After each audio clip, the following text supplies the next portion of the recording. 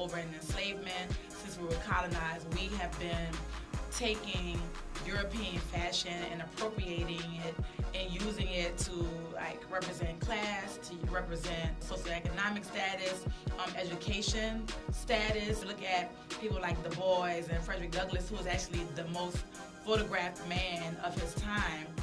They were all using dress for political reasons. The Panthers used black leather and like these tight-fitting clothing and their afros, for political reasons. And so I feel like the dandies is another expression of how fashion can be used oppositionally and to like create a statement. Black men have kind of prepared themselves almost like with an armor. So whether it's like, your jeans and your Adidas, or it's, your suit or your t-shirt, you want to kind of present this energy around yourself that makes you kind of bulletproof from the hate that's actually coming at you. So you got all these people who were just watching the way black men move, but then they would never put on a black man's shoes or a black woman's shoes to actually experience what it's like to be a black person in America. If you go back into like maybe the 70s or so, you find the hats and stuff like Malcolm X used to wear, like even Martin Luther King used to wear some of the hats and style they have. I kind of take from that too. Some of us wear ties, we might wear a certain hat. We have that revolutionary 70s look sometimes. If you look at some of the guys, the way they dress with the beard, and you can see that hipster, but still they celebrate that revolution where everybody would be in the air like that. Politically speaking, I just want to say one of the, I guess, the doctrines that I live my life by is that there's a dress code in America, and you will be looked at and judged accordingly. Perception is reality. With that being said, I don't dress the way I dress for anybody else but me. But at the same time too, my style shows that I respect myself. I have confidence. I'm aggressive. I'm serious, and I need to be taken as such. As black men specifically, it's very, very important that when we step outside, we step with our best foot forward at all times, because you will be judged accordingly. A lot of us live in urban areas, and oftentimes, the stigma or the stereotype is that, where you see us congregating, we're doing something bad, wrong, illegal, that we shouldn't be doing. So it's even more important that we carry ourselves in a manner that shows respectability. And the first thing that starts with is the way you look, your outward portrayal to the rest of the world. If you already look like you're doing something wrong or bad or looking disheveled, I think that it's definitely not going to work out for you in your favor in whatever the situation is. The Dandelion Project started in 2010.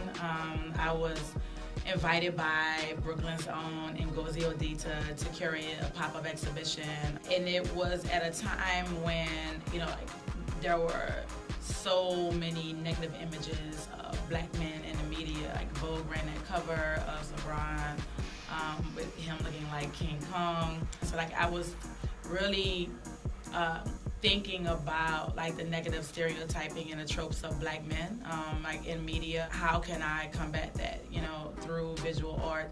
Not abstract work, not paintings, but visual language that we encounter every day, like the actual portrait of black men, right? Like a photograph of the people that you see when you pass them on the streets, when you're getting on the elevator. The guys from Street Etiquette, they were creating this new, I think, expression of young black masculinity, right? And how they were dressing themselves and how they were presenting themselves. And so Monica Miller came out with Slaves to Fashion. What is the everyday black man getting dressed up as in his neighborhood, in his community, globally, right? And how is he expressing himself outside of this predominant narrative of the hyper thug, hyper masculine, cisgender, or even queer black man? When you think of what a man is, or what a black man is specifically, what this individual looks like, the only thing that is constant and consistent is change. Everything is changing. It's an ever-changing world, and in this new world that we're living in, the rules are really being rewritten, on a daily basis of what a man looks like, masculinity and femininity. Myself, I'm a traditionalist.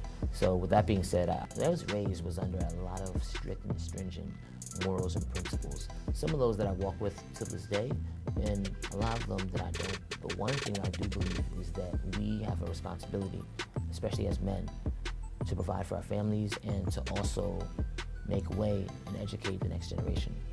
So with me being a classic man, I feel like there's never a time that you would, look at me or perceive me to be anything other than what I appear to embody and represent.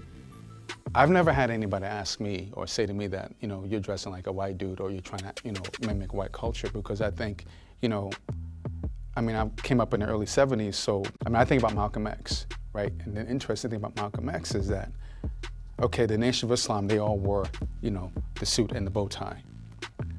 But Malcolm X had the hat and the glasses, right? Even though he was wearing the uniform, there was something different about the way that Malcolm X photographed. And it was about going back to that energy, right? And I think that being in people's kind of like data farm, you think about Malcolm X, you think about Martin Luther King, or you think about even Miles Davis, who went from the jazz thing to the super funk kind of fusion vibe. By the time I came up in the 70s and 80s, no one was asking questions about me being in a suit. There was a thing about, why don't you just wear sneakers like everybody else? But then I'm like, but I'm not like everybody else.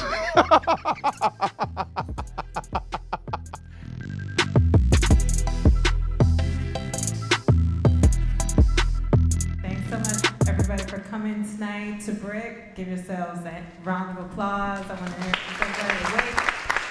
Are we here?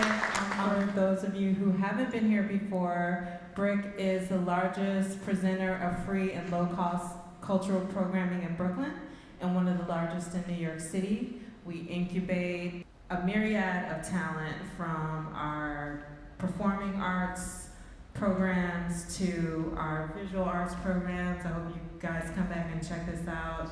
To Celebrate Brooklyn, to Brick TV, where I work as a senior producer. So this is Black Masculinity and the Style of Resistance. I wanted to really just kind of see what that intersection was between Black masculinity and politics and style. And here is my co-curator, Gabrielle.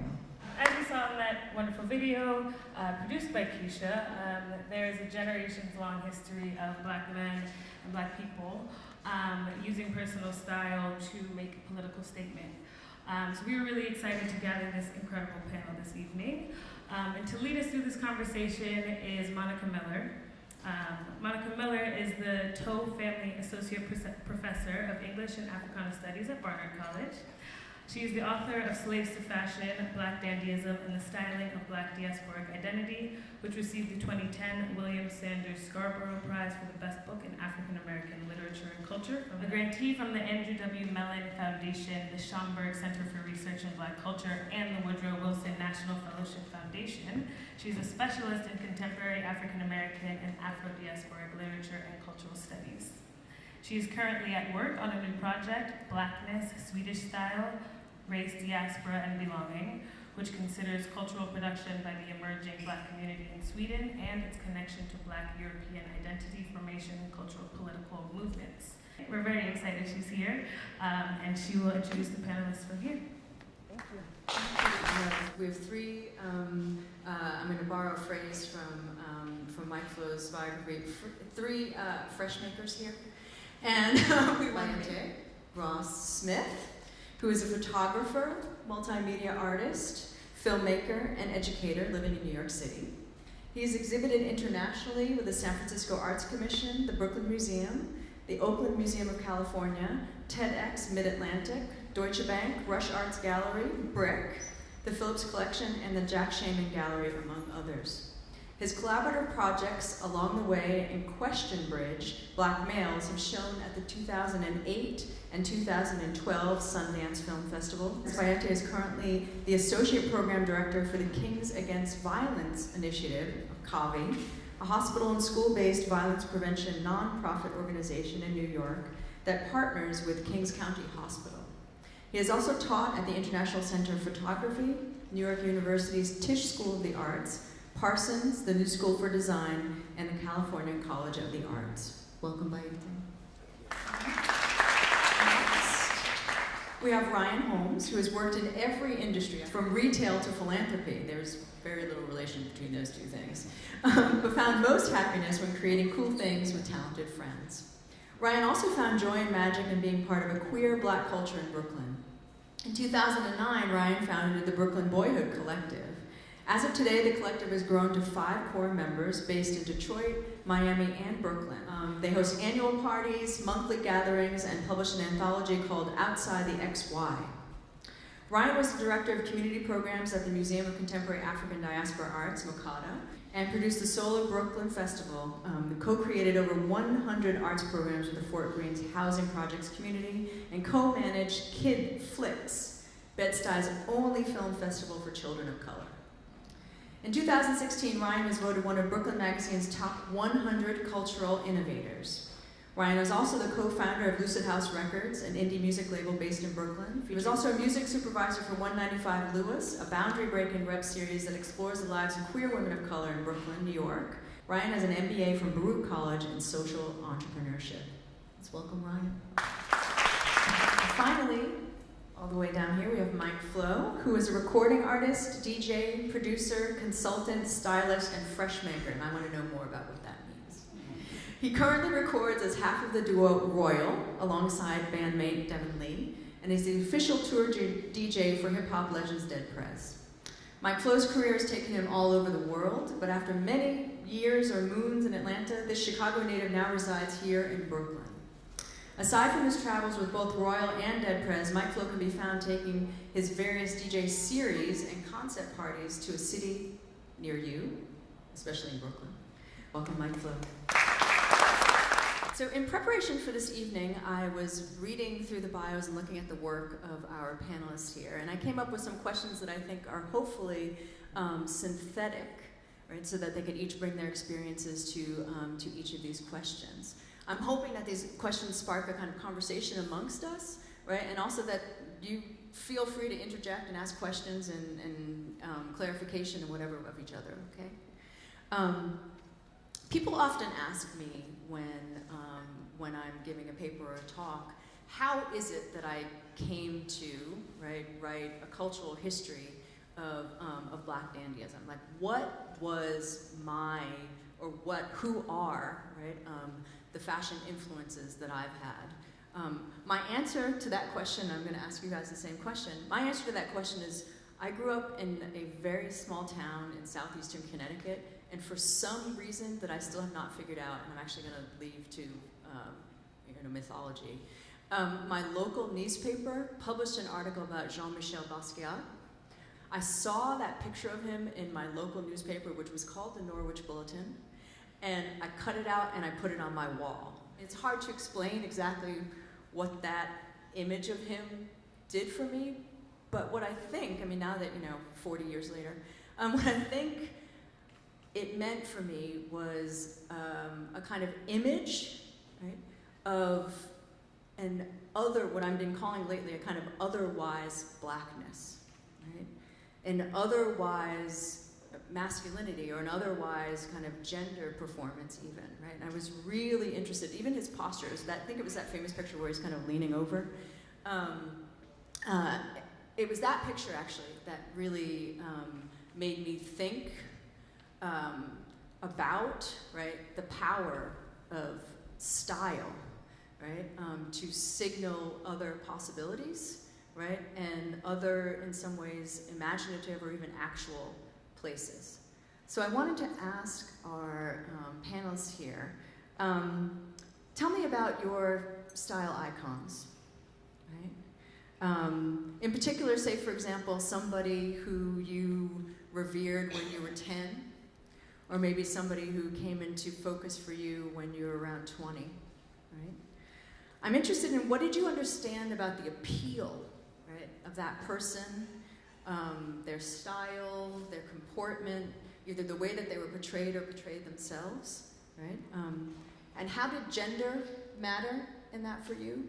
And how did race matter in that for you? Race definitely mattered with my style icons, just because I grew up at a time where it was really important for there to be another step of us claiming our identities as young Black people and Afro-Latino people of color and so forth. So for me, it was really important to be able to model myself visually after people who I thought were doing profound things in the world who looked like me. And the idea was that, by default, I would be influenced by people who didn't look like me, but I needed to be aware of some of the people who did look like me. So interestingly enough, and it came up in the video, in kind of like a subversive way, like Frederick Douglass was a style icon for me, not in the sense that I was a teenager trying to wear suits the way Frederick Douglass wore them, but more in terms of like posture, body language, the way he engaged with the camera. And I think, I used to do this thing that, I think a lot of young black boys do, where they don't smile in photos. And I remember they thought it was like, oh, because you came up in hip hop, you're trying to be hard. But it was like, really, because as I took history class, I had a really great history teacher in high school, who was a white guy actually, really great teacher. I was aware of that posture for the sake of creating a certain sense of seriousness around black people and black males. So that's why I didn't smile in a lot of photos. But it was interesting how there was that miscalculation. In terms of, more contemporary style icons, just as a kid, I went through that phase where I was influenced by a lot of the rappers of the 80s and 90s, and then also, really looking at people who kind of pushed the boundary on style as scholars. So looking at Malcolm X was mentioned before, in terms of how he carried himself, as well as, this is kind of funny, this dude, he seems like kind of a random dude, but he was the first dude I really remembered following their style because it seemed accessible. I was influenced by Prince, but I wasn't I couldn't wear that stuff. I just didn't have it to be able to come out there and rock some of that Prince stuff, even though I kind of wanted to. But I wasn't him. But yeah, those are who I would say my style icons were. I feel like, so my very first style icon, if I'm honest, was probably, what's up, dude? Was probably my sister, cause she just didn't necessarily fit in school, but she really did her own thing, and she kind of taught me, I guess, that if you are unique and you do you, and you wear it with confidence, that was kind of the first, me witnessing what it took to really just serve your looks. And she just encouraged me to be myself, because I was always a little tomboy. And I wanted to wear my mom's baggy clothes for play clothes, her little purple sweatpants and oversized t-shirts, and hide my little ponytails under my bandanas and go outside and play football. So, and my sister was just really had my back, and just always supported the fact that I wanted to do me.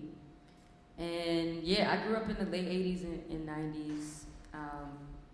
So the brat, I was like, what?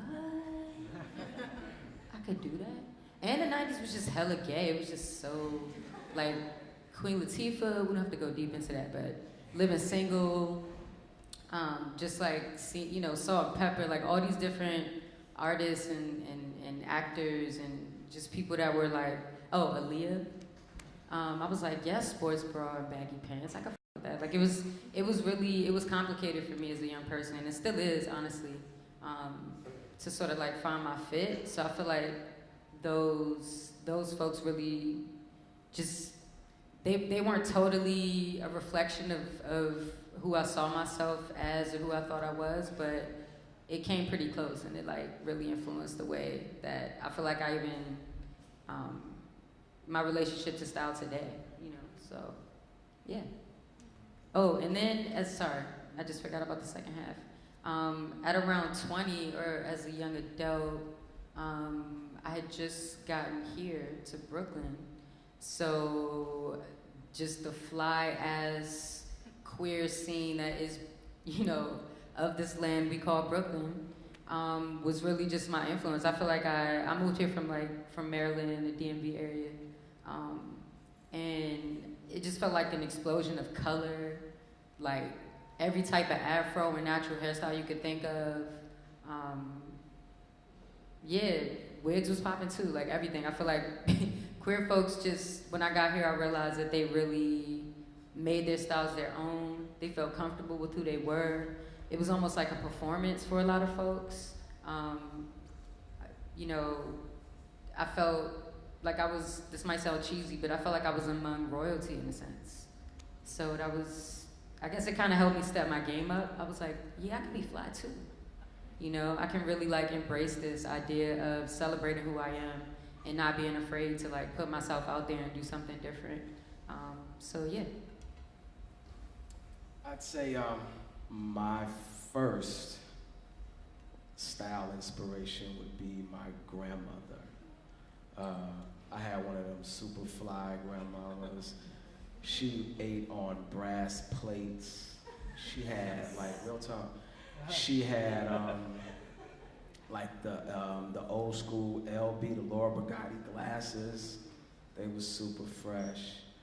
And she was just, you know, like really decadent in everything that she did, you know what I mean? And then, so that was an influence. Also, like, I mean, I studied like world cultures. So, let me see, like Mobutu, stuff that Dapper Dan was doing for, like, every time I saw Eric B. and Rakim or Big Daddy Kane, or, let me think, I used to, with my grandma, I used to watch Dynasty. Remember Dynasty? I'm dating myself. But I thought Diane Carroll was super fresh on Dynasty, you know what I'm saying? And just the feeling, like my grandmother felt good seemingly all the time. And so her lifestyle was like, I feel good, and she just embraced that. So that was the style. If she could have had on a ball cap and some rundown Nikes, but you know, she was styling and doing her thing. But everything is political, and we gotta be careful how we use these terms. But we're talking, so we use terms. But these terms have individual meanings based on your perception and experiences. So with that, also the whole masculinity is on other terms, you know what I mean? But I consider myself free and self-determined. So I unite with people who inspire that in me, you know what I mean? Whether it be man, woman, child, you know, European, African, whatever. But yeah, but my grandmother was an OG to the style game. Yeah. What's interesting about all of those answers to me is that just the different ways that you're coming at style, right? Between the kind of deculent fabulousness and also one of the things that Bayete, that you echoed from the film, was this kind of sense of kind of respectability or self-respect, right? That was and also the kind of, you know, the ability in some ways to do you, right? I mean, there's a way. I mean, it's powerful, right? It's powerful. It's both frivolous and powerful fashion, right? Style, I think, is slightly different. We can talk about a little bit more the difference between fashion and style. But I want to push a little bit on something that you said, Mikeflo, about, and also that you mentioned, Ryann, about the relationship between music, right, black music, and black style. Right? It's often, right, so a lot of the style icons, when you talked about Prince, right, a lot of the style icons that we have are often musicians, right, and we talk about kind of both kind of flow, right? I mean, I think there's also a kind of fashion sense of flow, right? Some musicians have both a kind of musical flow and a fashion flow.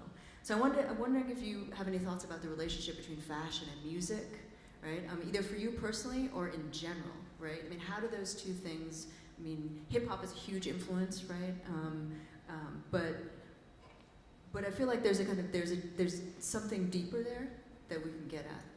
I see music as the voice of the people, and that people are more alike than different. So when I look at you, I don't know if you're a quote-unquote musician or not, right? But if you can talk, you can sing, if you can walk, you can dance.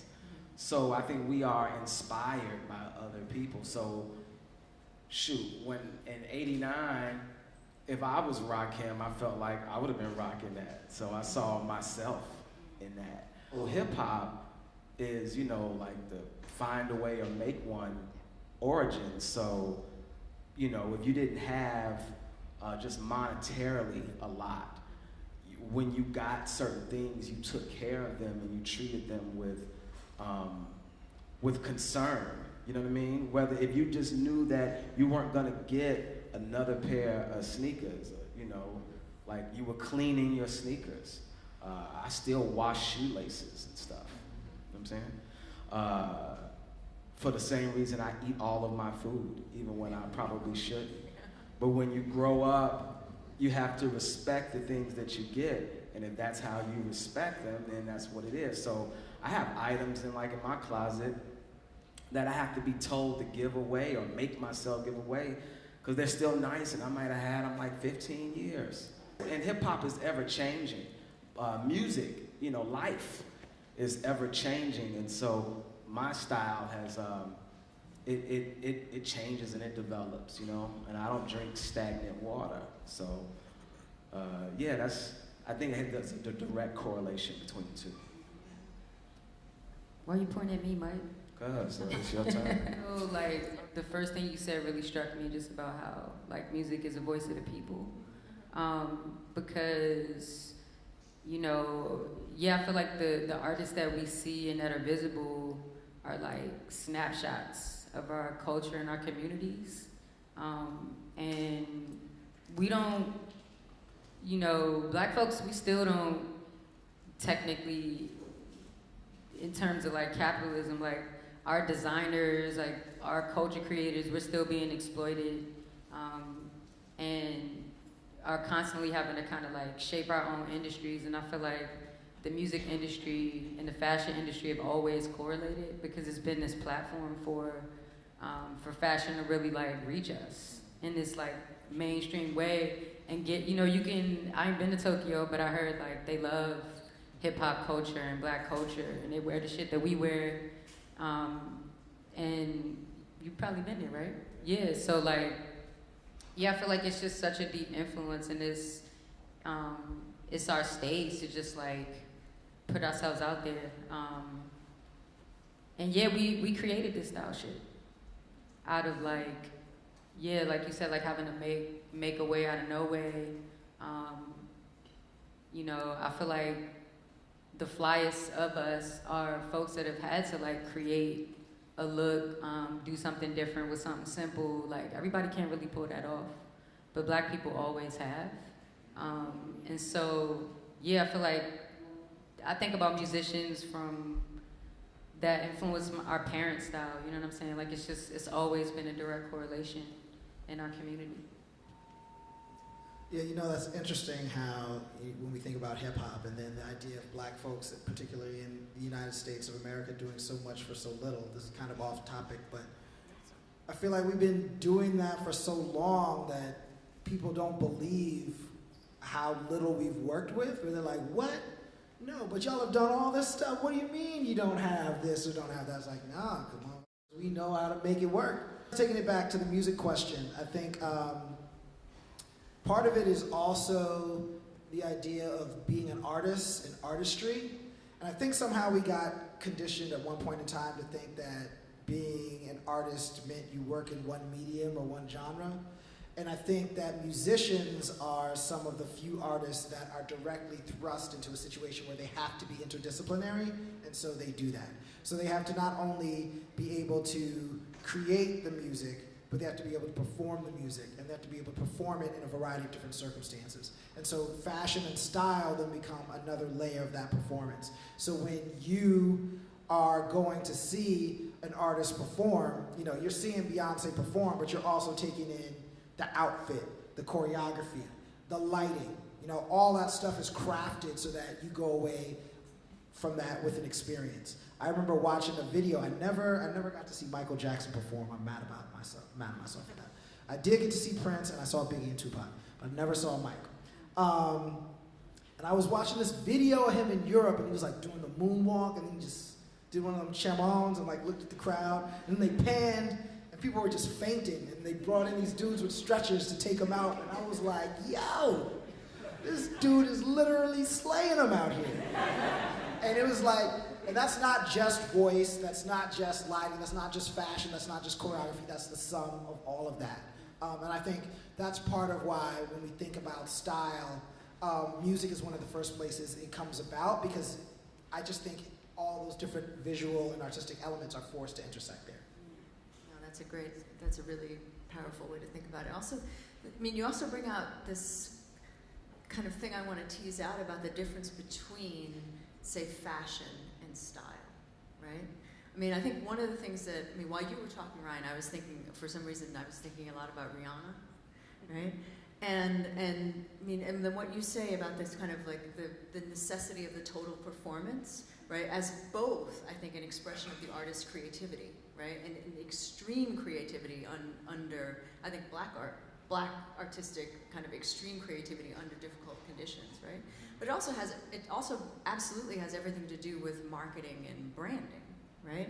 I also, when I was thinking about another one of my, not style icons, but kind of influences when I was growing up, is Diana Ross was kind of moving into her kind of second phase, right, when I was younger. The only concert I ever went to with my parents was a Diana Ross concert.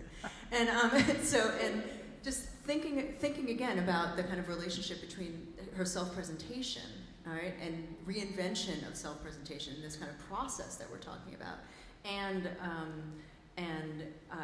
the necessity to sell, and then what we do and what we do not own, right? I also think about that often in relationship to the difference between fashion, right, and style. I think fashion is... Even when we say fashion, that's kind of... Yeah, I think fashion is like, can be an output to the input, you know. Style, for me, is a feeling. Yeah. It's not the clothes, it's who's wearing the clothes.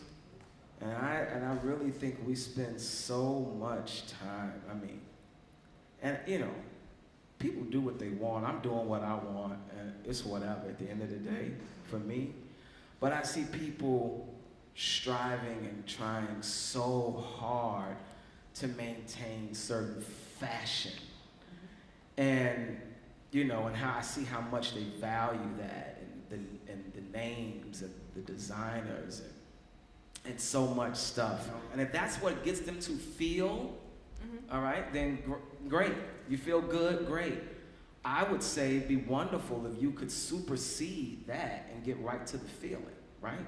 So you wouldn't have to buy the clothes to make you feel good.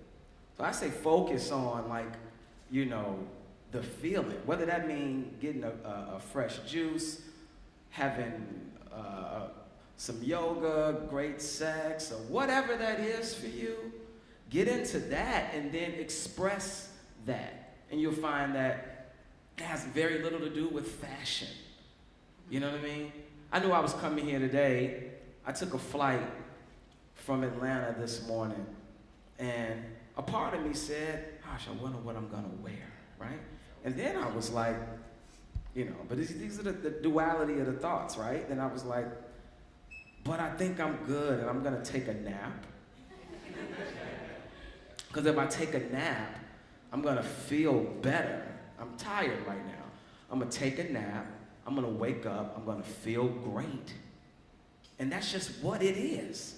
And I got confidence that I got good pieces, so if I put on clothes, I'm good. You know what I mean?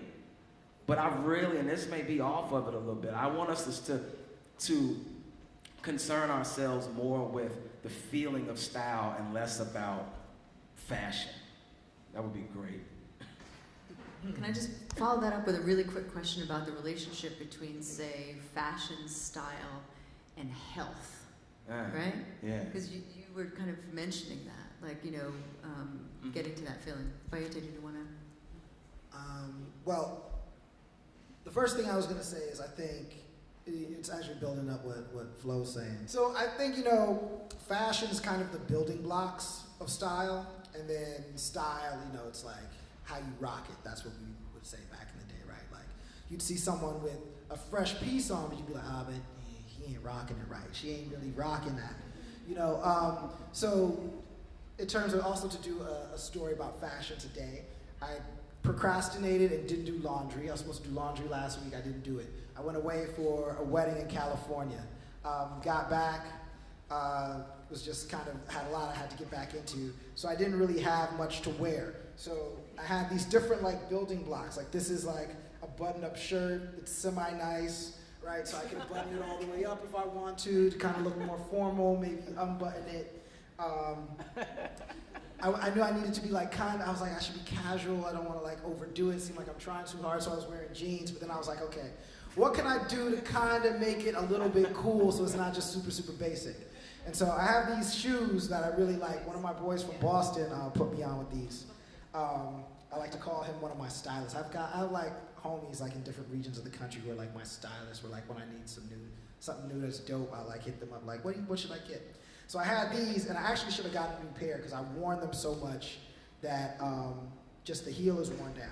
But I was like, okay, I can rock these with this shirt here, and then I have the red and red with a little bit of yellow, and it doesn't look like amazing or anything, but it's like it's not boring, right? Like you have the building blocks, and then you have to figure out how to put them together at a certain point in time to have a certain effect. And that comes back to health, which is about just being able to feel good about yourself and about your appearance. And I think mostly as it relates to fashion and style, I think it's more mental health than physical health.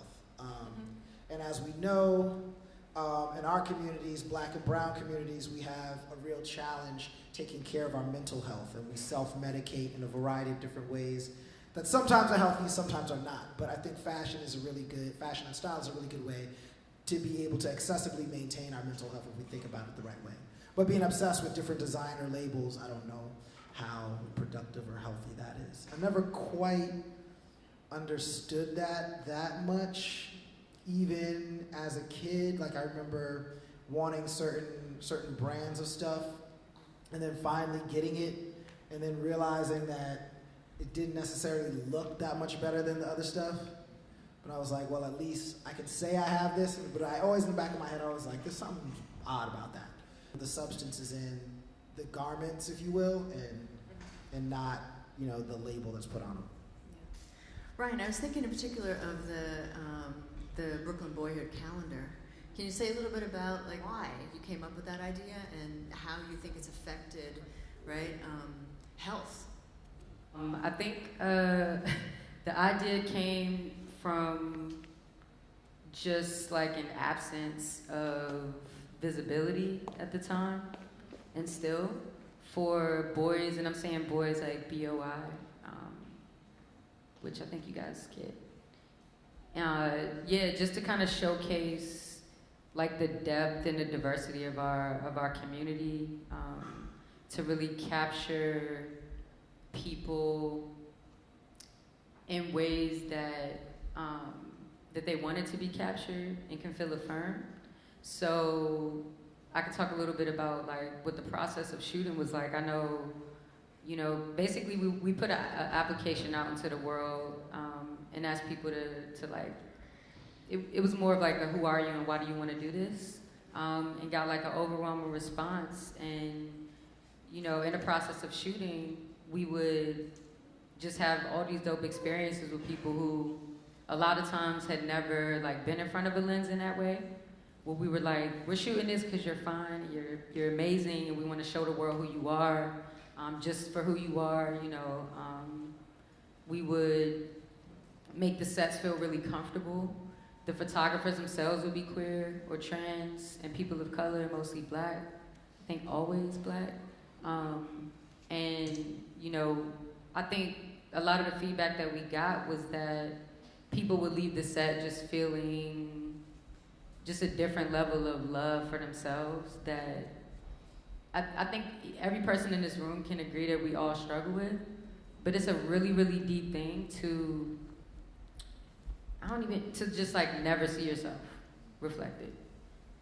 Outside of like, if you're lucky, the community that you're a part of, but sometimes you don't even have those folks.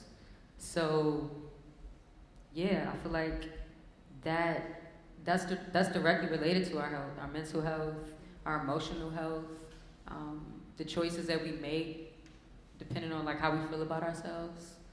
I know for me personally, I dress myself better when I feel better. probably because I just have confidence and I'm like, word, I feel good about what I'm wearing. I think something that's really connected to all of this is just that, especially with folks that are living at so many different intersections, I feel like that's where the most magic tends to happen, but the least reward. So I feel like queer folks a lot of times shape most of the style and like the music and all these other things that you just never get credit for, and that's really unhealthy. To just like be exploited, to not be seen, to not be paid for shit is really directly related to our health. Thank you. I wanted to ask precisely about kind of activism and kind of fashion and style, and I had two thoughts about that. One, I get asked often a lot about the relationship, say, in something that was also mentioned in the film, about how black men or black masculine people often feel that they wear their clothing, right, as a kind of armor, right, or a uniform. Sometimes that's, again, a part of black respectability politics, right, and sometimes that's actually to, you know, avoid trouble from various institutional actors. I'm interested in thinking about, you know, for example, Trayvon Martin, right, and the hoodie, right, and the way in which certain styles of clothing, right, on the one hand can be really self-affirming for the person that's wearing them. On the other hand, like look very different to the person who's observing that person, either thinking about it from a stereotypical perspective or through the lens of institutional racism. So I'm wondering about the relationship of kind of clothing and fashion, I guess, although it seems more, this question might actually be about clothing, right? The relationship of that to the dual pole of respectability and threat. Somebody asked me a really stark question, can clothing save you? Absolutely not.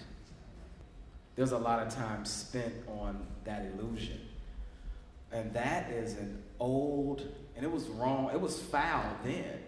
But we live in an information age, and I think it's feeble-minded, to say the least, that an article of clothing can save a genuine perception. And I feel like if you're focusing on that, you have missed the boat. That means you are susceptible to so much.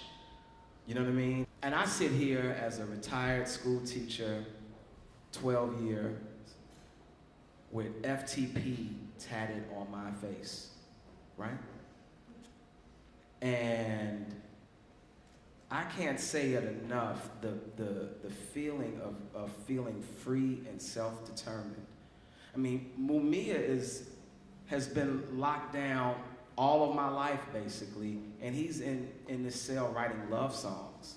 We often spend so much time trying to be, and we miss how beautiful we are. Oh, I got this interview, I gotta dress up and I gotta be a particular way. And it's like, yeah, but your lips are big too, bro. You know, if somebody wants to discriminate against you, like, they can pick a gang of stuff. Oh, your hair is nappy, or your shoes not clean enough, or oh, you have this Chicago twang accent. I mean, like, come on. But when you really take the necessary steps, and that may be different for whatever person, to fortify yourself, right? Then you will walk with that power, and then people will say, you know what, I wouldn't do that, but you know what, that looks good on you, or you can do that. And what you end up doing is inspiring them to say, like, yeah, you can be you too. And if we knew that our truth was gonna be good enough, we wouldn't be spending so much time on the lie. The hoodie is not gonna save you. The hoodie is not gonna make someone turn away from you. There were principals that hired me, right, as a teacher. And I had tats and stuff on my face and I've been me, okay? Some may have seen me as an asset, and then some may have seen me potentially as a liability, right? But the ones who saw me as a liability, I didn't need to be around them, no way. So you gotta throw some of the fish back to make room for the ones that's supposed to be in the boat. We gotta stop hoping to be accepted and assimilated into something that is not for you. I'm about form and function, you know what I mean? So if I'm at a festival, right, I'm not gonna wear my hard bottoms. I might wear my festival Chuck Taylors. I don't care if they get trashed. I'm passionate about that because I go places and people are like, wow, you know, and they ask me what I do, and I'll tell them some things that I do or have done. They're like, oh man, they let you teach with that? You know what I mean? It's such a slave mentality, an enslaved mentality that and I speak with this passion. So if I can wake one person up, one sister that says, you know what, I don't have to go buy the weave if I don't want to. Like, I don't have to. I can if I want to. But like, I'm still bountiful, buoyant, beautiful, you know? Or the guy that says, you know what, should I pay my rent or should I go buy the Gucci's? You know what I'm saying? Like, dude, you got the Gucci's, but the rest of your fit is ass. Because you spent all your money on the Gucci's to hope that you get accepted by the girl that don't want to date you. No way. Anyway, I digress, man. Y'all gonna take that, man. Pardon me. Well, I think that raises another really interesting question and about what intention is. And I think it also comes back to intention and choice. So fashion and style and clothing are always somewhat political. I think it does depend on intention though, because for me, what I'm so fascinated about is how we represent ourselves through fashion and style to the rest of the world, and then how that's perceived. And I feel like most of us, to some extent, there's something in the way we represent ourselves to the rest of the world that communicates something about who we are. So we're intending to communicate something to everybody with how we style ourselves.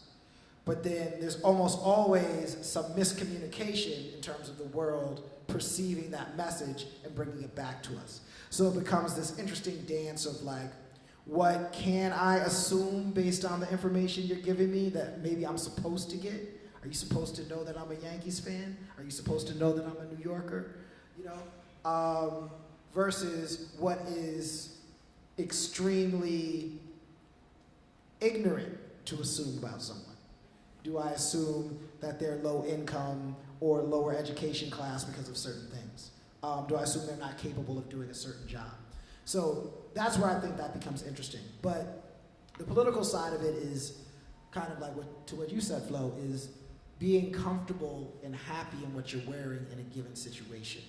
And that's where I think it becomes political, because as more and more people see you comfortable in your own skin, however you represent yourself on a daily basis, that communicates to one more person in one more scenario that this is just another way that someone can be comfortable and capable and valuable in their own skin. So hopefully that broadens our visual perspective on what a, functional, productive person can be. And that's revolution. That's revolution in real time. And not this romanticized notion of some plot you've probably seen in 1,000 movies, right? Dress for success. Yeah, we're talking about real-time revolution, the change and the inspiration, and that catalyst for that reaction is huge, and that has a vibration that's so thick, and that resonates with the next person and the next person. That's revolution, and that's resistance. So when a young person who may have had an idea of what they thought you did during the day can be blown away by their crazy notions, of what they thought you were supposed to be. And then they find some of that in themselves, or you help activate that. And then now that person is wearing the polka dot shirt that they had in their closet that they were iffy about if people were gonna dig it or not. You know what I mean? Yeah. So the clothes are very, you know, they are a tool. The clothing is a tool, but again, it's the output of the input in my perception. But don't we, I feel like, but we also do have to consider when certain dress codes are functional and purposeful. Like, for example, like if the president comes on TV to talk about something important, I want him to wear a suit. You know? Like, don't tell me that, you know, we have some military action and you got on a hoodie. Sorry. But like, play the role for just that one These moment. suits haven't been working out. What are you talking about? They've been wearing a lot of suits in this country. Up. Yeah, but that's I would always trust. the case. I would That's trust my humanity. people. Yeah, but yeah, I don't know. What I would say to that is if you're gonna wear the suit, right, then be fresh. I'm just saying. Because maybe suits ain't your thing. Like Donald Trump, for instance. With all the gobble he got going on here, he probably should unbutton that. You know what I mean? Like, but the protocol, like, you know, it's like, yeah, all right, you got on a suit, but look at the guy in the suit. You know, I look at NBA coaches, right? So we put a lot of value on these social norms and standards that are indigenously foreign to us. Real talk. Like, who's wearing, where did the whole suit and tie thing come from? But I see like basketball coaches at a sporting event in a three-piece suit. It seems like to me they should have on a sweatsuit or something. You know what I mean?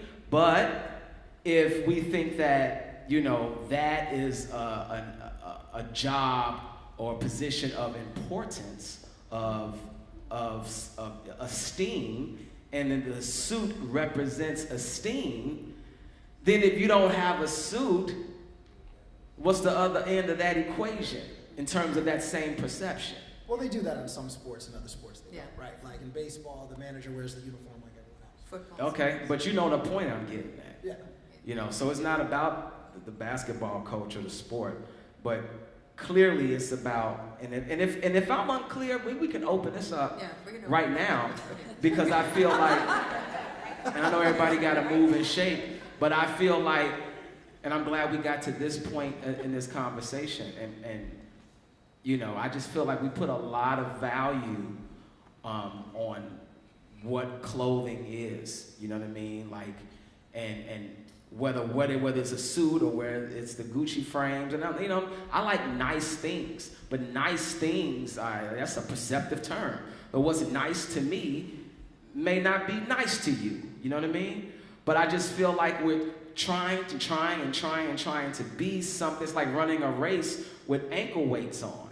And you run and you are you are expending all of your energy only to not come in first. You win the game when you stop playing it. I wear whatever I want to wear, wherever I want to go in it. So if I don't want to wear a black tie, I don't go to the black tie event. If it says you can't wear sneakers in the club, then I don't feel like going in the club. But I might wear some hard bottoms in the club if I want to. But if someone is telling me you can't come in here if you don't have on a certain thing, and half the time they look a mess, then I don't even want to be in there. And I'm living with that. I train my children early on. Dress yourself. Like, do you, be free and self-determined. We make the rules. So there are no rules. We break them. I don't know. I don't care if Trump has on a suit or his boxers, man, because he's trash. So we spend more time about not being that. It don't matter what we wear. Well, maybe the president's a bad example because that is at work. No, I was thinking about that as you were saying that. Like, the point was there are certain circumstances where there's certain type of dress that we all deem appropriate. Is it incorrect to deem certain forms of dress as appropriate under certain circumstances? Was more the larger. That's a question. Kanye had the big blowout with Sway. Remember that? Yep. Now all Sway, he said, you don't have the answer, Sway. How, Sway? How, Sway? And it was, in my mind, it was mad disrespectful to Sway, because all Sway was saying was, yo, you're a multi-millionaire. You have access to the same factories, the same garments, the same workers, and all of that. And he's like, no. But they're trying to keep me out of those tables, those seats. I want to sit with the Ralph Laurens. I want to sit. And Sway is like, why? Because they don't have to sit with you. They're already doing their thing. But you're spending so much passion and heartfelt energy wanting to be accepted by something that is below you anyway. That's a tough one. On that note, I'm getting a We lot gotta of go. nods. He said we gotta go.